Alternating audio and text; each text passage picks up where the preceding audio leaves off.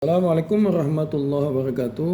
Alhamdulillah, kita ucapkan syukur kita kepada Allah bahwa situasi dan kondisi kepada saudara kita, seprofesi kita, Ibu Kepala Sekolah SMA Negeri 1 Cimarga, alhamdulillah setelah diaktifkan oleh Bapak Gubernur Banten, kita bersyukur bahwa ini menjadi pelajaran bagi kita semua.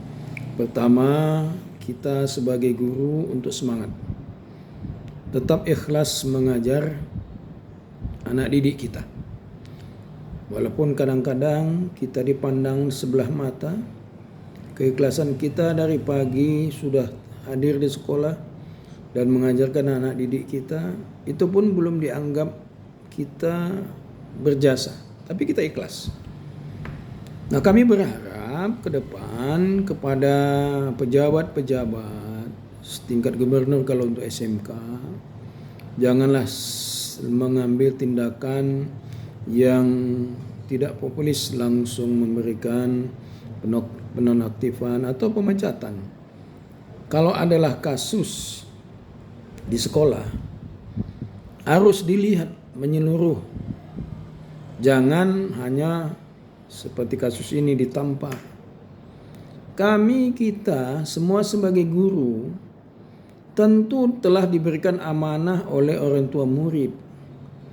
Nah, karena sudah diberi amanah kami sebagai guru, maka tentu kami mempunyai tanggung jawab moral dan kami anggap itu juga anak kami.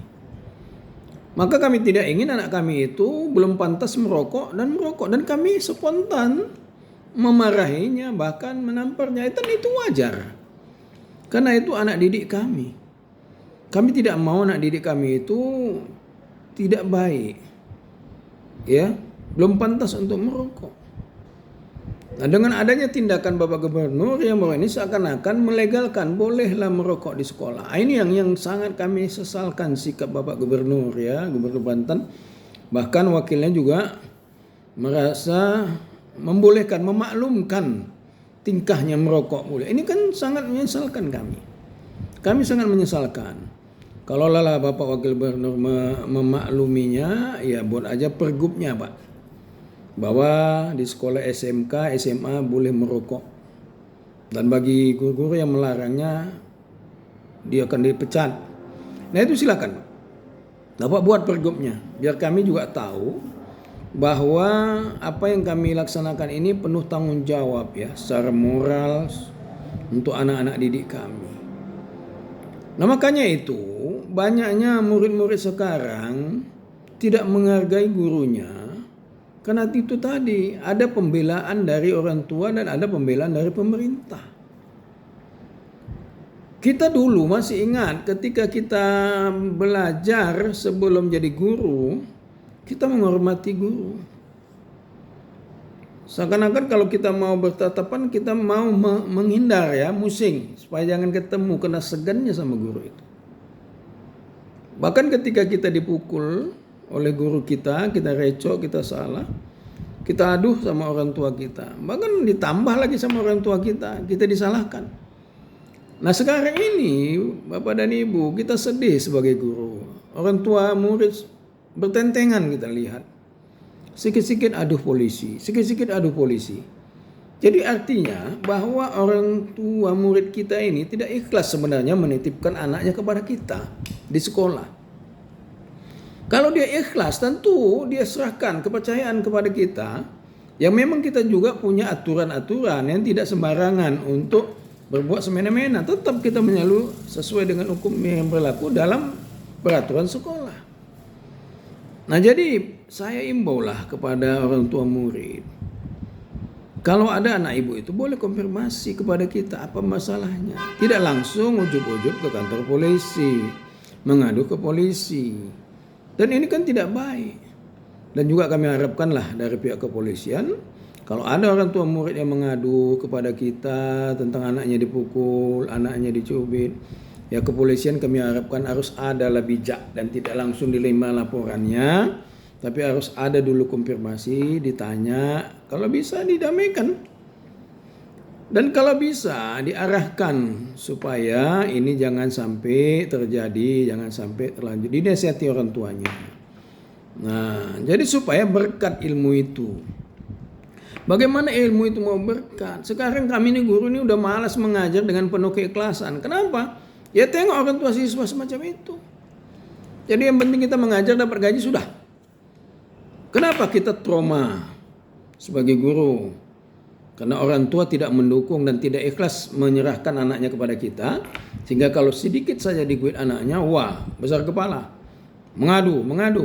Ini kan bahaya kalau menjadi dunia pendidikan semacam ini. Jadi ini menjadi pembelajaran lah bagi kita semua. Kami himbau kepada orang tua murid untuk bijak lah.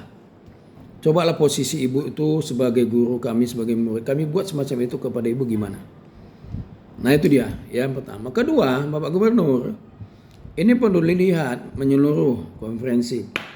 Kenapa anak-anak itu mau unjuk rasa sampai 600 sekian?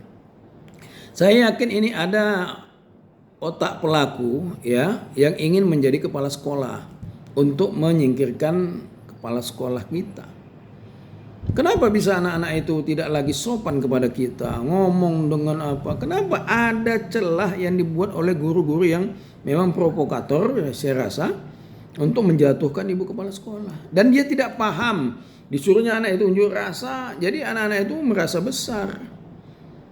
Bolehlah memaki, membentak guru pada saat itu, kan kita sedih. Anak yang kita didik memaki, membentak kita. Bapak Ibu lah sebagai orang tua, kalau anak kita, anak kandung kita memaki kita, membentak kita, gimana perasaan kita? Sakit tidak? Yang ini dia. Maka sekali lagi, kami himbau kepada orang tua siswa kita, guru dan pemerintah, kerjasamalah yang baik. Ini menjadi pelajaran bagi kita. Dan juga kepada pihak kepolisian, kalau ada aduan tentang studi sekolah, tolonglah dikasih pembinaan, mengayomi ya, dan diarahkanlah supaya jangan ini berkembang. Ini zaman luar biasa. Ya, sedikit saja kita buat salah viral. Nah, ini menjadi pelajaran bagi kita. Ibu Kepala Sekolah SMA Negeri 1 Cimargas tetap semangat ya. Kami doakan Ibu semoga sabar, tabah. Ini meninggikan amal Ibu. Walaupun Ibu kami yakin ikhlas. Dan kami yakin ada orang-orang yang membuat salah, membuat Ibu tersingkir. Kami yakin Allah akan melindungi Ibu. Terima kasih kita ucapkan kepada kita semua. Khusus kepada Bapak Ibu guru, tetap semangat. Ikhlas kita mengajar. Karena ilmu yang manfaat ini mendapat kita nanti di akhirat. Walaupun orang yang kita ajar itu tidak mau, tapi kita ikhlaslah mengajar. Karena ini menjadi ladang amal kita ke depan. Semoga Allah menerima amal-amal kita, ya, sehingga amalan kita itu diterima Allah. Karena salah satu yang kita bawa adalah ilmu yang bermanfaat. Ya, kalau kita meninggal kan ada 3 itu. Idza mata banu adama inqata'a ila min salasatin.